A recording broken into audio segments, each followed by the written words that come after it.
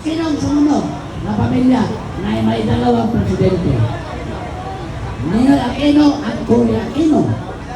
Oh, ngayon nakatotoo na yung dalawang Marcos. Sino ang presidente waiting na magkaroon pa na isang pamilyang presidente? Diba si Sara Duterte? Si Sara Duterte? She is a president in waiting. Pero maniwala kayo sa isang teory naman. In every crisis, a woman rises.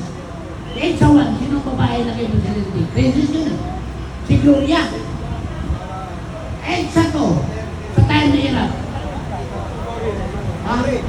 Ate, walay pala. Sa one, si Cory. Woman. Diba? Sa pangalawang babae, sa crisis din, si Gloria. Sino ang pangatlong babae? Because we are now in crisis. We have an energy crisis. We have a management crisis in Malacanang.